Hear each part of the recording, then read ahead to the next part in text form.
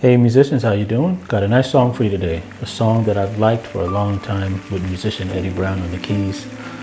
Today we're going to look at Eddie's approach on this song. So if you haven't heard it, definitely check it out. Maurette Brown Clark sings it. So we're going to be looking at that song today from a transcriber's perspective.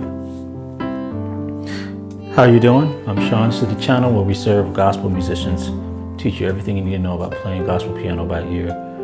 And we simplify theory for you, and we target it just for you. There aren't even words to So if you're a musician who loves learning how musicians approach things, how the top musicians look at things, you know, it's so important for gospel musicians. And this song is in the key of C, so it's easy to learn, but it has all the elements of what makes a great song. It starts simply, it builds, it has repeatable elements, it has a strong melody. So I'm going to go over to the whiteboard today. I haven't used that in a while. Oof. I'm going to show you the overall structure of the song. Show you some of Eddie's crazy changes. I'm going to come back to the keyboard. Put it all together for you on the piano. Sovereign God, and you're bigger than all. Bigger than all my problems. Every situation.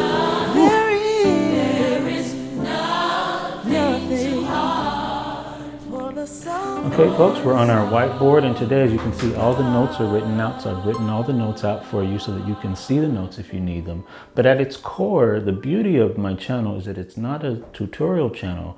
The niche that I have is a transcription channel, and it's a specific little niche that asked some really important questions. You know, here's all the chords here, and so the questions we want to know is, what did Eddie change, right? So if you just want the chords and if you just want the notes, here they are. You can actually pause it and get the notes here. I've written them out very easily for you, you know, but really what we're trying to find out is, what does Eddie do with some of these things? And let's do 3 sections, starting from the top. I like to do the melody first when I'm trying to find a song, then the bass. So like here, I didn't even write a chord quality because I just put the bass note. But sometimes I write the chord quality. I try to make it simple here. See? Oof, that chord right there. Da, da, da, da, da. That's not an A minor chord, right? That actually sounds more like a C. So that sounds like a C major 9. So why would he be putting that there? So that's one of the things that we want to ask ourselves with transcription is, you know, if I'm playing this kind of a chord, what can I do? Can I actually play a C minor 9? Well, yeah, because what's happening is he's adding certain tones on that, the 9 and the 11, right? So if I play that same chord voicing that he played and put an A at the bottom, then all of a sudden you see why he played that. He's just playing a rootless A minor 9 with appropriate tensions. And this is the reason why I like to transcribe, is because once you understand the layout and you understand what the musician is working with, then from there you understand the changes that they're making. So let's start. See, got an A, an F chord, and a G chord. And that's not the right chord, but anyway. So we have a G chord. See how this is just triads. Great. Okay, so right there. And then we have this. Ooh, that chord right there. Da, da, da, da, da, da, da. Right here where he's playing that right there where he's playing that E7. Da, da, da, da, da. He did a chord there that I heard a C in there, which changes that E7. See right there? Da, da, da. That's an augmented. That's an augmented. I teach on my website how to hear these crazy chords by trying to sing each note in the chord. So why is he playing an augmented chord and there's an E7 there, right? So that's one of the things that we want to figure out, right? And by the way, the answer, I'm going to give the answer. The reason why is because there's a D at the bottom of that. Da, da, da, see? And so if you play the whole chord, you'll hear that. So check this out. In all your majesty. See? Da, da, da, da. And then at the bottom, He has an E, which is actually makes us a sharp 5. So it really is an E7, right? With an added C on it, right? Which is the sharp 5. This allows me to see what changes are made. This means that if you're being asked to play an E7, then you know that maybe you can add this tension note. He actually probably has an F in there as well. But let me keep on going because I want to go to one more spot that he has there. But this is what transcription does for you. You look at the whole layout and you say, what is he changing? What's he doing here? This is where you get all your knowledge as a musician. Watch this. Lord, I've seen your work before. See, why is he playing da da? Well, that's a B dominant chord, right? That's a B dominant. Why is he playing that right here at the E7, right? So the top note was a B flat. I think the bottom note, let's just do A flat, B flat, and a C, D, F. I don't know. We'll figure it out. Right? I don't need the C. That's a B dominant there.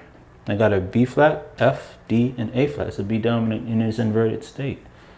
So why would he be playing that there to approach this A minor? Because the chord I played after that was this.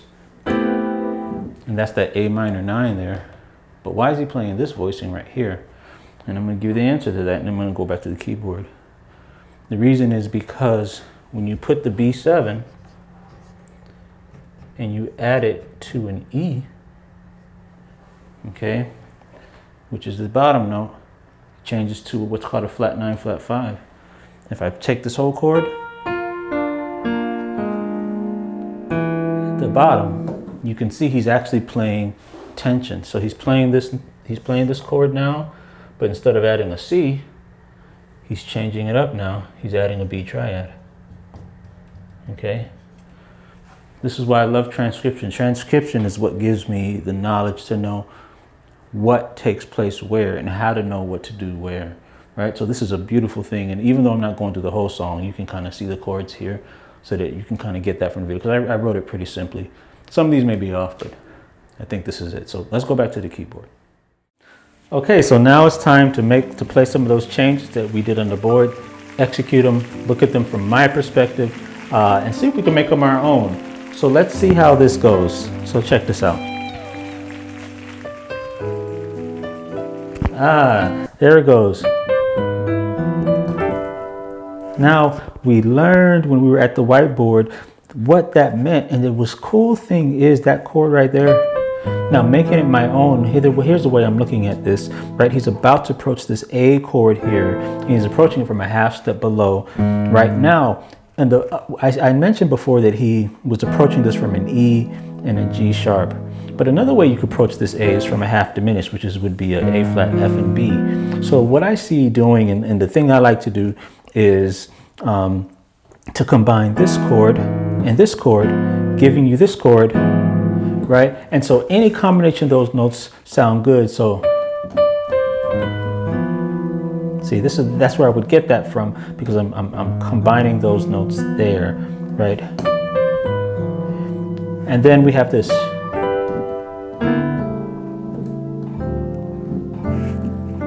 So all nice sounds there. So, and we found out, look at this, over this A makes that a sus voicing, but he can also intend for it to be a minor 9. Okay, either of those work depending on whether you want the C in it or not. I believe he may have had that C in there. So let's keep on going to see if anything I want to bring up. There aren't even words. Just so many cool things that he does here. Take these simple concepts, expand them. In all your We learned about that, right? The C diminished chord approaching the B half diminished. I'm going to keep going because I'm not, again, this is not a whole tutorial. This is just looking at it the way a transcriptionist would, which is just those little spots that he does.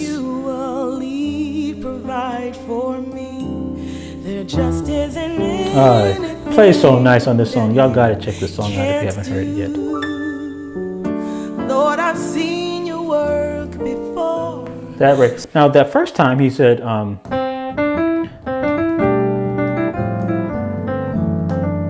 right? So you have this chord right here. The first time, this is replacing that E7, like we said before. But now he's going. Wow. See, and all of this is over that E7, and this is where we learn all of our cool stuff because we play E7s all the time. We play dominant chords all the time. But knowing that you can voice this E7 like this or like this, right? If that E is going to an A, which most likely it is because an E7 likes to go up to an A. So this is where we get all of our movements from, just from this simple song that is rich with vocabulary. That part there, right? And then keep on going. Let me go on there. Those are diminished chords. Right? So I'm just touching over this song because I do a lot more of a tutorial on the website, so you can get that there. I'm just kind of hitting some spots today. Let me do that part there. So what he's doing there, half diminished chords. Now remember, we're moving to an A minor, and that's where he does a lot of the movements there. But other than that, he keeps it really nice so that you can tell what the melody is. B minor 7 flat 5, A minor 7 flat 5, D diminished chord in drop 2 position where the G sharp is dropped, and then so. That's all he's doing. So I think that's it I'm gonna have for you today. Remember, this song's in C, should be super easy for you to understand. If you struggle somewhat with it, it's likely because you haven't mastered the basics or your foundation of your basics. So check it out. I'll be teaching this actual song, plus so check us out. I'll be teaching this actual song. Plus you can see courses, the foundation, everything you need to know, step by step. But I love that part too. But until next time, guys, we'll see you later. You can also pause the video at different spots and kind of see the chords that way. So we'll check you guys later. Ooh, that chord. So much stuff, man. Y'all learn this song. Y'all go learn it, man. Oh yeah, by the way, Cyril, congratulations, man. Congratulations on that member challenge. See y'all next week.